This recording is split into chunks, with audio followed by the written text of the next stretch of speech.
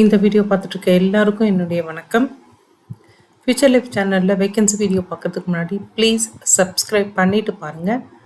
இந்த சேனலை பொறுத்த வரைக்கும் சப்ஸ்கிரிப்ஷன் அப்படிங்கிறது ரொம்ப இம்பார்ட்டன்ட். ஏன்னா நான் போடுற வேகன்சி வீடியோவுக்கு எப்போவுமே அப்ளிகேஷன் எண்ட் டேட்டுன்னு ஒன்று இருக்குது. அப்ளிகேஷன் எண்ட் டேட்டுக்கு முன்னாடி என்னோடய வீடியோ உங்களுக்கு கிடைச்சாதான் நீங்கள் அந்த வேலைக்கு குவாலிஃபைடாகவும் இன்ட்ரெஸ்டாகவும் இருந்தீங்கன்னா அப்ளை பண்ண முடியும். ஸோ ப்ளீஸ் உடனே சப்ஸ்கிரைப் பண்ணிக்கோங்க. அதே மாதிரி உங்களுக்கு தெரிஞ்சு படித்து முடித்த கேண்டிடேட் யாராவது இருந்தால் அவங்களுக்கும் இந்த சேனல் லிங்கை கொடுத்து அவங்களையும் சப்ஸ்கிரைப் பண்ண சொல்லுங்கள். அது அவங்களோட பிரைட் ஃபியூச்சருக்கு ஒரு நல்ல ஸ்டார்டிங் பாயிண்ட்டாக தான் இருக்கும். இன்றைக்கி நம்ம பார்க்க போகிற video Tamil Nadu public service commission இவங்க அனௌன்ஸ் பண்ணியிருக்கிற குரூப் 4க்கான வேகன்சியை தான் நம்ம பார்க்க போகிறோம். இந்த ஆன்லைன் இது அப்ளிகேஷன் எல்லாமே ஆன்லைன் அப்ளிகேஷன் தான். இதோட நோட்டிஃபிகேஷன் நம்பர் 07/2025.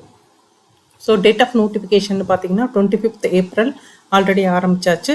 லாஸ்ட் டேட்டு வந்து 24th May 2025. அப்ளிகேஷனில் ஏதாவது எடிட் பண்ணணும் கரெக்ட் பண்ணணும்னா அதுக்கு தனியாக அப்ளிகேஷன் விண்டோ ஓப்பன் ஆகும். அதோட டேட்டு 29th Mayலேருந்து 31st May 2025 வரைக்கும் கரெக்ஷன் விண்டோ ஓப்பனாக இருக்கும். எக்ஸாம் டேட்டு ஒரு ரிட்டன் எக்ஸாமினேஷன் இருக்குது. எக்ஸாம் டேட்டை அனௌன்ஸ் பண்ணிட்டாங்க. Date of examination 12th July 2025. So இதுக்கு வந்து இதோட வெப்சைட் பார்த்தீங்கன்னா www.tnpscexams.in. ஸோ tnpscexams.in இந்த வெப்சைட்டுக்குள்ளே ஒரு ஒன் டைம் ரெஜிஸ்ட்ரேஷன் பண்ணி உள்ளே போயிடுங்க. அதில் போய்ட்டு நீங்கள் அப்ளை பண்ணலாம். அப்ளை பண்ணும்போது பார்த்தீங்க அப்படின்னா உங்களுக்கு எல்லாமே வந்து உங்கள் பர்சனல் டீட்டெயில்ஸும் எஜுகேஷனல் சம்மந்தப்பட்ட டீட்டெயில்ஸும் மட்டும்தான் நீங்கள் பண்ண வேண்டியிருக்கும். இதை தவிர உங்களோட டாக்குமெண்ட்ஸ் எல்லாமே ஸ்கேன் பண்ணி வச்சுக்கோங்க.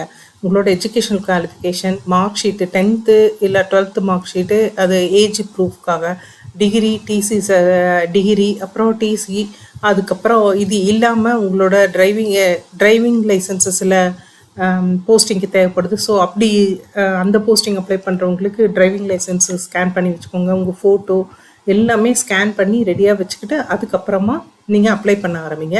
ஏற்கனவே நான் சொன்னேன் கரெக்ஷன் விண்டோ வந்து 29th Mayலேருந்து 31st May வரைக்கும் ஓப்பனாக இருக்கும்ட்டு. அப்போ நீங்கள் ஏதாவது தப்பு பண்ணியிருந்தீங்க அப்படின்னா இல்லை ஏதாவது மாற்றணும்னு நினச்சிங்கன்னா அப்போ போய் மாற்றிக்கலாம். அதுக்கப்புறம் எதுவுமே எடிட் பண்ண முடியாது. இதில் வந்துட்டு 20லேருந்து 25 வரைக்கும் ஃபாரஸ்ட் சர்வீஸ்க்கான வேகன்சி ஓப்பனாக இருக்கும். அதாவது சீரியல் நம்பர் 20லேருந்து 25 வரைக்கும். எதுனா forest guard with driving licence, forest watcher, tribal youth. So இந்த போஸ்டிங்க்கு உங்களுக்கு இந்த போஸ்டிங் வேண்டாம் அப்படின்னு, அதாவது நாட் வில்லிங் டு பார்ட்டிசிபேட் அப்படின்னா நீங்கள் வந்துட்டு அந்த ஆப்ஷனை கிளிக் பண்ணிட்டீங்க அப்படின்னா இது அப்ளை ஆகாது. இல்லைன்னா நீங்கள் அப்ளை பண்ணலாம். ஸோ நம்ம வந்து போஸ்டிங்கை பொறுத்த வரைக்கும் ஃபஸ்ட்டு சீரியல் நம்பர் ஃபஸ்ட்டில் விஏஓ வந்துடுது. விஏஓ வந்து 215 போஸ்டிங் வந்து காலியாக இருக்குது. அதே மாதிரி ஜூனியர் அசிஸ்டண்ட்டில் 1621 வேகன்சி காலியாக இருக்குது. ஜூனியர் அசிஸ்டண்ட்டில் 2 விதமான ஏரியாவில் ஜூனியர் அசிஸ்டண்ட் தேவைப்படுது. ஒன்று ஆதிதிராவிடர் ஹவுசிங் அண்டு டெவலப்மெண்ட்டில் 6, தமிழ்நாடு ஃபாரஸ்ட் பிளான்டேஷனில் 5 காலியாக இருக்குது. அடுத்தது ஜூனியர் அசிஸ்டன்ட் செக்யூரிட்டியில் தமிழ்நாடு மினிஸ்ட்ரியல் சர்வீஸ் இதில் 46 வேகன்சியும், ஜூனியர் ரெவென்யூ இன்ஸ்பெக்டர் இதில் 239 வேகன்சியும் காலியாக இருக்குது. ஜூனியர் எக்ஸிக்யூட்டிவ் ஆஃபீஸ் இதில் 1, ஜூனியர் அசிஸ்டன்ட் கம் டைப்பிஸ்டில் 2. இதில் 1 வந்து தமிழ்நாடு இன்ஸ்டியூட் ஆஃப் லேபர் ஸ்டடீஸ்க்கும் 1 சென்னை மெட்ரோபாலிட்டனுக்கும் ஸ்ப்ளிட் பண்ணி கொடுத்துருக்காங்க. அடுத்தது டைப்பிஸ்ட் வேகன்சி 2 இடத்துல, ஒன்று தமிழ்நாடு மினிஸ்ட்ரியல், இன்னொன்று வந்து லேபர் ஸ்டடீஸ். தமிழ்நாடு மினிஸ்ட்ரியலில் 1099, லேபர் ஸ்டடீஸில் 1 வேகன்சியும் காலியாக இருக்குது. அது ஸ்டெனோ டைப்பிஸ்ட்டு. இதை பொறுத்த வரைக்கும் மொத்தம் 5 இடத்துல வந்து இதோட வேகன்சி இருக்குது. தமிழ்நாடு மினிஸ்ட்ரியலில் 335, தமிழ்நாடு இன்ஸ்டியூட் ஆஃப் லேபர் ஸ்டடீஸில் 2, அர்பன் ஹேபிடேட் டெவலப்மெண்ட் போர்டில் 4, சென்னை மெட்ரோபாலிட்டனில் 10, பொல்யூஷன் கண்ட்ரோலில் 17 வேகன்சியும் காலியாக இருக்குது. அடுத்தது பர்சனல் கிளர்க்கு. இதை பொறுத்த வரைக்கும் எலெக்ஷன் கமிஷனுக்கு மாத்திரம்தான் இதில் 2 வேகன்சி காலியாக இருக்குது. அசிஸ்டண்ட் இது வந்து அசிஸ்டண்ட்டில் 54 வேகன்சியும், field assistant Tamil Nadu pollution control, ரெண்டுமே பொல்யூஷன் கண்ட்ரோல் தான். ஃபீல்டு அசிஸ்டண்ட்டில் 19 வேகன்சி காலியாக இருக்குது. இப்போ நான் சொன்ன மாதிரி 20லேருந்து 25 வரைக்கும் ஃபாரஸ்ட் சர்வீஸ்க்கானது. இது நீங்கள் வில்லிங் அப்படின்னா அந்த பாக்ஸை கிளிக் பண்ணிடலாம் முன்னாடியே. இதில் வந்து ஃபாரஸ்ட் கார்டு ஃபாரஸ்ட் கார்டு, அதாவது சீரியல் நம்பர் 20லேருந்து 23 வரைக்கும் அது வந்து ஃபாரஸ்ட் சப்பார்டினேட் சர்வீஸில் வருது. இதில் வந்து ஃபாரஸ்ட் கார்டில் 62, ஃபாரஸ்ட் கார்டு வித் டிரைவிங் லைசன்ஸில் 35, ஃபாரஸ்ட் வாட்சரில் 71, ஃபாரஸ்ட் வாட்சர் ட்ரைபல் யூத்தில் 24 வேகன்சி காலியாக இருக்குது. அடுத்தது 24, 25 தமிழ்நாடு ஃபாரஸ்ட் பிளான்டேஷன் கார்பரேஷன் இதுக்கு கீழே வருது. இதில் இருக்கிற ஃபாரஸ்ட் கார்டில் 15, ஃபாரஸ்ட் வாட்சரில் 50. ஸோ மொத்தம் 3935 வேகன்சி ஓப்பன் பண்ணியிருக்காங்க. இதில் ஏஜ் அப்படின்னு பார்க்கும்போது ஏஜ் வந்து நீங்கள் அதாவது ஓப்பன் கேட்டகரிக்கு தனியாக ஏஜ் கொடுத்துருக்காங்க. இதை தவிர SC, ST, ST, MBC, DC, BC, BCMS இவங்களுக்கு தனியாக ஏஜ் க்ரைட்டீரியா கொடுத்துருக்காங்க. ஃபஸ்ட்டு வந்து not belonging to SC, ST, MBC இந்த கேட்டகரிக்கானது பார்த்தீங்க அப்படின்னா சீரியல் நம்பர் 1க்கு வந்து மினிமம் ஏஜ் லிமிட் வந்து 21 வயசு. இதே அதோட மேக்ஸிமம் ஏஜ் லிமிட் பார்த்தீங்கன்னா கீழே அந்த 32 வந்து பொதுவாக 32 மேக்ஸிமம் ஏஜ் லிமிட்டும், பிடபிள்யூபிடிக்கு 42, எக்ஸ் சர்வீஸ் மேனுக்கு 50, விடோஸ்க்கு 37. இதுதான் வந்து விஏவுக்கும் அப்ளை ஆகுது. அதே மாதிரி சீரியல் நம்பர் 2லேருந்து சீரியல் நம்பர் 19 வரைக்கும் மினிமம் ஏஜ் லிமிட் 18, மேக்ஸிமம் 32, பிடபிள்யூபிடிக்கு 42, எக்ஸ் சர்வீஸ் மேனுக்கு 50, விடோவுக்கு 37. ஸோ சீரியல் நம்பர் 17லேருந்து சீரியல் நம்பர் 20லேருந்து 25 வரைக்கும் மினிமம் 21, மேக்ஸிமம் 32, பிடபிள்யூபிடிக்கு 42, எக்ஸ் சர்வீஸ் மேனுக்கு 32, விடோஸ்க்கு 37 அப்ளை ஆகுது. ஸோ இப்போ வந்து யாரெல்லாம் வந்து BC, BCM, MBC, DC, SC, SCA, ST இந்த கேட்டகிரியில் இருக்கீங்களோ அவங்களுக்கான ஏஜ் க்ரைட்டீரியா இப்போ தான் கொடுக்குறாங்க. இதில் விஓவுக்கு 21 மினிமம், மேக்ஸிமம் 42, பிடபிள்யூபிடிஆர் தான் 52, எக்ஸ் சர்வீஸ் மேனாக 55, விடோஸ்க்கு 42. அதே சீரியல் நம்பர் வந்து பார்த்தீங்கன்னா 2லேருந்து சீரியல் நம்பர் 2லேருந்து 19 வரைக்கும் இவங்களுக்கு வந்துட்டு மினிமம் ஏஜ் லிமிட் 18. அதே மினிமம் மேக்ஸிமம் ஏஜ் லிமிட்டில் நீங்கள் பிசியாவோ, பிசிஎம்மாவோ, எம்பிசியாவோ, டிசியாவோ இருந்தீங்கன்னா 34, எஸ்சி, எஸ்சிஏ, எஸ்டியாக இருந்தால் 37 மேக்ஸிமம் ஏஜ் லிமிட்டு. அதே கேட்டகிரி வைஸில் பிடபிள்யூபிடியில் கேட்டகிரி வைஸும் பிரிச்சுருக்காங்க. நீங்கள் பிடபிள்யூபிடியாகவும் இருக்கீங்க, அதே சமயத்தில் பிசி, பிசிஎம், எம்பிசி, டிசியாக இருந்தால் 44, எஸ்சி, எஸ்சிஏ, எஸ்டியாக இருந்தால் 47 உங்களோட maximum age limit. Ex service மேனுக்கு 55, விடோஸ்க்கு 37. ஸோ 20லேருந்து 25 வயசு வரைக்கும் அது பார்த்தீங்கன்னா minimum age limit 21, maximum age limit 37, பிடபிள்யூபிடிக்கு 37, எக்ஸ் சர்வீஸ் மேனுக்கு 37, விடோஸ்க்கு 37. இதுதான் ஏஜ் க்ரைட்டீரியா கொடுத்துருக்காங்க. ஸோ இந்த ஏஜ் க்ரைட்டீரியா நீங்கள் எந்த கேட்டகரியாக இருந்தாலும் சரி, ஏஜ் க்ரைட்டீரியாவை சப்போர்ட் பண்ணுறதுக்கு என்ன டாக்குமெண்ட்ஸ் அப்படின்னு பார்த்தீங்கன்னா 10th 12th mark sheet, TC, degree certificate, birth certificate இதெல்லாம் நீங்கள் அப்லோட் பண்ண வேண்டியிருக்கும். இதெல்லாம் இல்லைன்னா உங்களோட அப்ளிகேஷனே ரிஜெக்ட் பண்ணிடுவாங்க. ஸோ ஏதோ ஒரு விதத்தில் கண்டிப்பாக உங்கள்கிட்ட இந்த மாதிரி டாக்குமெண்ட்ஸ் இருக்கணும். ஸோ அதை வந்து அப்லோட் பண்ணிடுங்க. எஜுகேஷனல் குவாலிஃபிகேஷனை பொறுத்த வரைக்கும் இதில் வந்துட்டு சீரியல் நம்பர் 1லேருந்து 3 வரைக்கும் விஏஓ, ஜூனியர் அசிஸ்டன்ட் நான் செக்யூரிட்டி, ஜூனியர் அசிஸ்டன்ட் செக்யூரிட்டி இது 3க்குமே வந்துட்டு நீங்கள் 12th வரைக்கும் பாஸ் பண்ணியிருந்தால் போதும்னு சொல்லியிருக்காங்க. ஆனால் இது எல்லாமே என்ன மாதிரியான எஜுகேஷன் குவாலிஃபிகேஷன் சொல்லியிருந்தாலும் நீங்கள் 10th 12th செகண்ட் லாங்குவேஜாவோ இல்லை தமிழ் மீடியம்லேயோ நீங்கள் தமிழ் கண்டிப்பாக படிச்சிருந்தா மட்டும்தான் இந்த மொத்தம் 25 போஸ்ட்டுக்கும் அப்ளை பண்ண முடியும். ஸோ அதை வந்து நல்ல மனசில் வச்சுக்கோங்க. அது தவிர தான் மீதி இந்த எஜுகேஷனல் குவாலிஃபிகேஷன் அப்படின்ற மாதிரி நீங்கள் மனசில் வச்சுக்கோங்க. ஸோ இப்போ சீரியல் நம்பர் 4க்கும் 5க்கும் அது வந்து ஜூனியர் அசிஸ்டன்ட். இதில் வந்துட்டு ஆதி திராவிடர் ஹவுசிங்க்கு 10th பாஸ் பண்ணியிருந்தால் போதும். தமிழ்நாடு ஃபாரஸ்ட் பிளான்டேஷனில் ஒர்க் பண்ணணுன்னா 12th நீங்கள் பாஸ் பண்ணியிருக்கணும். அடுத்தது ஜூனியர் ரெவென்யூ இன்ஸ்பெக்டர் இது வந்துட்டு 12th படிச்சிருந்தா போதும்னு சொல்லியிருக்காங்க. சீரியல் நம்பர் 7 ஜூனியர் எக்ஸிக்யூட்டிவ் இதில் டிகிரி படிச்சிருக்கணும். முக்கியமாக வந்துட்டு கோஆப்ரேட்டிவ் சொசைட்டி ட்ரைனிங் வந்து அட்டன் பண்ணி பாஸ் பண்ணியிருக்கணும். அதே மாதிரி வந்துட்டு ஒரு சர்டிஃபிகேட் கோர்ஸ் பண்ணியிருக்கணும். அது வந்து computer on office automation. So so இது படிக்கலைன்னாலும் நீங்கள் டிப்ளமோவோ டிகிரியோ இன் கம்ப்யூட்டர் சயின்ஸு கம்ப்யூட்டர் அப்ளிகேஷனோ இல்லை கம்ப்யூட்டர் ரிலேட்டட் சப்ஜெக்டோ படித்தவங்க இந்த போஸ்டிங்க்கு அப்ளை பண்ணலாம். அதாவது 8வது serial number junior assistant cum typist. இதுக்கு டிகிரி வாங்கியிருக்கணும். முக்கியமாக டைப்ரைட்டிங் இங்கிலீஷ் அண்ட் தமிழ் வந்து ஹையர் லோயர் படித்து பாஸ் பண்ணவங்க, லோயர் ஹையர் படித்தவங்க இதுக்கு அப்ளை பண்ணலாம். அடுத்தது சீரியல் நம்பர் 9. இதுக்கு டிகிரி வாங்கியிருக்கணும். அதே மாதிரி வந்துட்டு உங்களுக்கு வந்து டைப்ரைட்டிங் வந்து கண்டிப்பாக லோயரும் ஹையரும் பாஸ் பண்ணிக்கணும் தமிழ் இங்கிலீஷில். இதை தவிர வந்து ஆஃபீஸ் ஆட்டோமேஷன், இதை தவிர கம்ப்யூட்டர் சயின்ஸில் டிகிரி டிப்ளமோ வச்சுருக்கோம். கம்ப்யூட்டர் ரிலேட்டட் சப்ஜெக்ட் படித்தவங்களும் இதுக்கு அப்ளை பண்ணலாம். அடுத்தது டைப்பிஸ்ட்டு. இதை பொறுத்த வரைக்கும் 12th பாஸ் பண்ணியிருக்கணும். அதே மாதிரி வந்துட்டு டைப்ரைட்டிங்கில் வந்துட்டு லோயர் ஹையர் இங்கிலீஷ் தமிழில் பாஸ் பண்ணவங்க, certificate course computer on office automation இல்லைன்னா computer science related degree diploma படித்தவங்க இதுக்கு அப்ளை பண்ண முடியும். டைப்பிஸ்ட் வேக்கன்சி வந்து இன்னொன்று டிகிரி படிச்சிருக்கணும். டைப்ரைட்டிங் வந்து லோயர் ஹையர் பாஸ் பண்ணியிருக்கணும் தமிழ் இங்கிலீஷில். ஸ்டெனோ டைப்பிஸ்ட் கிரேட் 3 இதில் வந்துட்டு 12th பாஸ் பண்ணியிருக்கணும். அதே மாதிரி ஷார்ட் ஹேண்ட் படிச்சிருக்கணும், டைப்ரைட்டிங்கும் படிச்சிருக்கணும். டைப்ரைட்டிங் லோயர் ஹையர், ஷார்ட் ஹேண்ட்லேயும் நீங்கள் சீனியர் கிரேட் பண்ணியிருக்கணும்.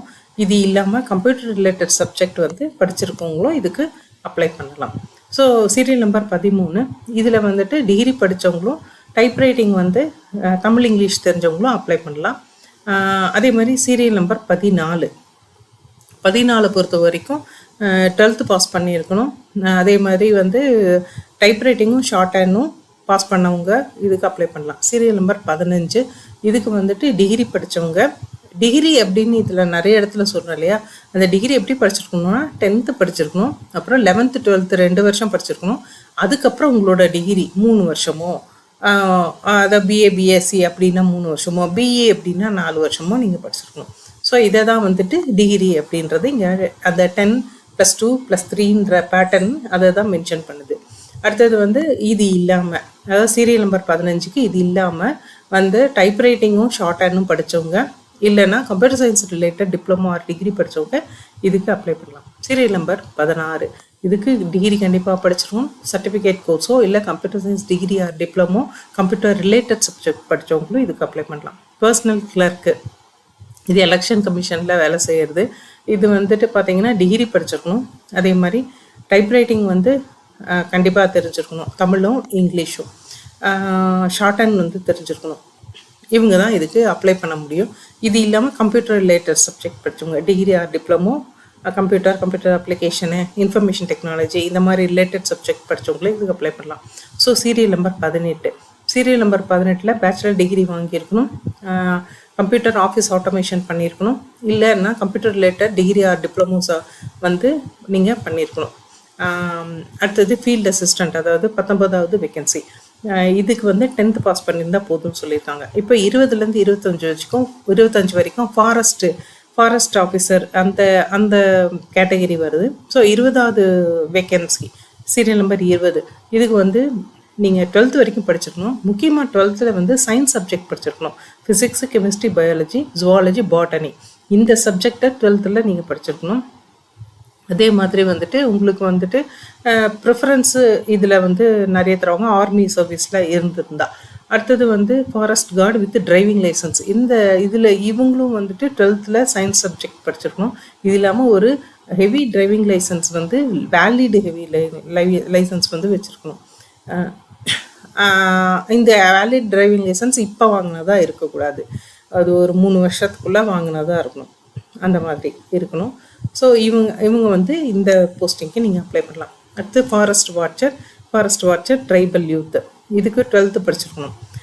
அதே மாதிரி ஃபாரஸ்ட் கார்டு இது ஃபாரஸ்ட் பிளான்டேஷனில் வர்ற ஃபாரஸ்ட் கார்டு இதுக்கு வந்து 12th படிச்சிருக்கணும். அதே மாதிரி 12th வந்து சயின்ஸ் சப்ஜெக்ட் சேர்த்து படிச்சிருக்கணும். Physics, chemistry, biology, zoology, botany படித்தவங்க. ஃபாரஸ்ட் வாட்சருக்கு 12th படித்தவங்க அப்ளை பண்ணலாம். ஸோ இதுக்கான சப்போர்ட்டிங் டாக்குமெண்ட்ஸ் உங்கள் எஜுகேஷனல் குவாலிஃபிகேஷன் சப்போர்ட்டிங் டாக்குமெண்ட்ஸ் நீங்கள் ஸ்கேன் பண்ணி ரெடியாக வச்சு அப்லோட் பண்ணிடுங்க. அது SLC mark sheet, 12th mark sheet, அதே மாதிரி டிகிரி படித்தவங்களா இருந்தால் degree mark sheet, 10th 12th degree எது படிச்சிருந்தாலும் அதுக்கான ட்ரான்ஸ்ஃபர் சர்டிஃபிகேட்டு. ஸோ இதெல்லாம் நீங்கள் கண்டிப்பாக அப்லோட் பண்ணி ஆகணும். ஒருவேளை ரிசல்ட் வந்துருச்சு நான் இன்னும் டிகிரி வாங்கலை அப்படின்னா கன்சால்டேட் மார்க் ஷீட்டும் ப்ரொஃபஷனல் டிகிரியும் கண்டிப்பாக இஷ்யூ பண்ணியிருப்பாங்க, அதை நீங்கள் அப்லோட் பண்ணணும். இல்லை ப்ரொஃபஷனல் டிகிரி இன்னும் கையில் வாங்கலை அப்படின்னா அட்லீஸ்ட் ரிசல்ட்டு சம்மந்தப்பட்ட பேப்பர்ஸை நீங்கள் அப்லோட் பண்ண வேண்டியிருக்கும். இது இல்லைன்னா உங்களோட எஜுகேஷன் குவாலிஃபிகேஷனை எடுத்துக்க மாட்டாங்க. அதே மாதிரி மெடிக்கல் ஸ்டாண்டர்ட்ஸை பொறுத்த வரைக்கும் கண்டிப்பாக மெடிக்கல் ஃபிட்னஸ் வேணும். கவர்மெண்ட்டில் ஹாஸ்பிட்டலில் ஒர்க் பண்ணுற டாக்டர்ஸ் கிட்ட நீங்கள் மெடிக்கல் ஃபிட்னஸ் வந்து வாங்கி அந்த மெடிக்கல் ஃபிட்னஸும் பாஸ் பண்ணால் தான் இவங்க வந்து இந்த போஸ்ட்டில் ஜாயின் பண்ண ஒத்துப்பாங்க. முக்கியமாக வந்து ஃபாரஸ்ட் சர்வீஸ்க்கு அப்ளை பண்ணுறவங்க வந்து ஐசைட்டு வந்து நீங்கள் கவர்மெண்ட் ஹாஸ்பிட்டலில் செக் பண்ணி அதுக்கான சர்டிஃபிகேட்ஸ் வந்து நீங்கள் ப்ரொடியூஸ் பண்ண வேண்டியிருக்கும். நான் ஏற்கனவே சொன்ன மாதிரி தமிழில் வந்து கண்டிப்பாக நீங்கள் செகண்ட் லாங்குவேஜாவோ இல்லை ஃபுல்லாக தமிழ் மீடியமாகவோ படிச்சிருக்கணும். எக்ஸாமினேஷனை பொறுத்த வரைக்கும் ஒரே ஒரு எக்ஸாம் தான், ஒரே ஒரு ரிட்டன் எக்ஸாம். அதே மாதிரி ரேங்கிங் ப்ரொசீஜர் பொறுத்த கம்ப்ளீட் மெரிட்டு நீங்கள் எக்ஸாமில் வாங்குகிற மார்க்ஸு, உங்களோட ஃபிசிக்கல் ஸ்டாண்டர்ட்ஸு, மெடிக்கல் ஃபிட்னஸ்ஸு, அதே மாதிரி டிரைவிங் லைசன்ஸு இதெல்லாம் வச்சு மாத்திரம்தான் உங்களை செலக்ட் பண்ண போகிறாங்க. இதே மாதிரி ஸ்போர்ட்ஸ் பர்சனுக்கான அந்த கேட்டகரி என்ன பண்ண போகிறாங்க அப்படின்னு பார்த்தீங்கன்னா, நீங்கள் இன்டர்நேஷ்னல் லெவல் காம்படிஷனில் மெடல் வின் பண்ணியிருந்தீங்க அப்படின்னா அதுக்கான மார்க் இங்கே கொடுத்துருக்காங்க. எல்லாமே 100க்கு 100 கோல்டு, சில்வர், பிரான்ஸு. பார்ட்டிசிபேட் மாத்திரம் பண்ணியிருக்கீங்க அப்படின்னா 90 மார்க் கொடுக்குறாங்க. நேஷ்னல் லெவலில் காம்படிஷனில் நீங்கள் மெடல் வாங்கியிருக்கீங்க அப்படின்னா கோல்டுக்கு 90, சில்வருக்கு 85, பிரான்ஸ்க்கு 80, பார்ட்டிசிபேட் மாத்திரம் பண்ணியிருக்கீங்கன்னா 75. இல்லைங்க நான் ஸ்டேட் லெவல் மாத்திரம்தான் விளையாடியிருக்கேன், மெடல் வாங்கியிருக்கேன் அப்படின்னா கோல்டுக்கு 75, சில்வருக்கு 70, பிரான்ஸ்க்கு 65. இன்டர் யூனிவர்சிட்டி டோர்னமெண்ட்ஸ் நான் பண்ணியிருக்கேன் அப்படின்னா அப்போ நீங்கள் கோல்டு வின் பண்ணியிருந்தா 60, சில்வர்னா 55, பிரான்ஸ்க்கு 50. இதில் பார்ட்டிசிபேஷனுக்கு மார்க்கு இல்லை. அதே மாதிரி school teams, national school games நான் விளையாடிருக்கேன் அப்படின்னா கோல்டு வாங்கியிருந்தீங்கன்னா 60, சில்வருக்கு 55, பிரான்ஸ்க்கு 50. ஸோ இந்த மார்க்கை வச்சு உங்களுக்கு செலெக்ஷன் வந்து வரும். ஸ்கீம் ஆஃப் எக்ஸாமினேஷன் அப்படின்னு பார்த்தீங்கன்னா தமிழ் எலிஜிபிலிட்டி டெஸ்ட்டு, அதில் வந்து 100 கொஸ்டின் 150 மார்க்கு. அடுத்தது general studies, aptitude, mental ability. So இதுதான் உங்களோட டெஸ்ட்டு. நான் இங்கே வெப்சைட் அட்ரஸ் கொடுத்துருக்கேன். இந்த வெப்சைட்டுக்குள்ளே போயிட்டு நீட்டாக மறுபடியும் நோட்டிஃபிகேஷன் ஃபுல்லாக படிச்சிருங்க. படித்து முடிச்சுட்டு அதுக்கப்புறம் நீங்கள் குவாலிஃபைடாக இருந்தால் அப்ளை பண்ணுங்கள். இங்கே தமிழில் நோட்டிஃபிகேஷன் படிக்கிறதுக்கு லிங்க் கொடுத்துருக்கேன், இதையே டிஸ்கிரிப்ஷன்லேயும் கொடுக்குறேன். நீங்கள் அங்கே போய் தமிழ்லையும் உங்களுக்கு இங்கிலீஷ் படிக்க முடியல அப்படின்னா தமிழில் படித்து பாருங்கள். படித்து பார்த்துட்டு அதுக்கப்புறம் அப்ளை பண்ணுங்கள். முக்கியமாக அவங்களோட அப்ளிகேஷன் லிங்க்கில் மாத்திரம் அப்ளை பண்ணுங்கள். டிஎன்பிஎஸ்சிக்கு போயிடுங்க, அந்த வெப்சைட்டுக்கு அவங்களே அப்ளிகேஷன் லிங்க் கொடுத்துருக்காங்க, அதில் போய் மாத்திரம் அப்ளை பண்ணுங்கள். அப்ளை பண்ண போகிற எல்லாருக்கும் பெஸ்ட் ஆஃப் லக். வீடியோ பார்த்த எல்லாருக்கும் தேங்க்ஸ்.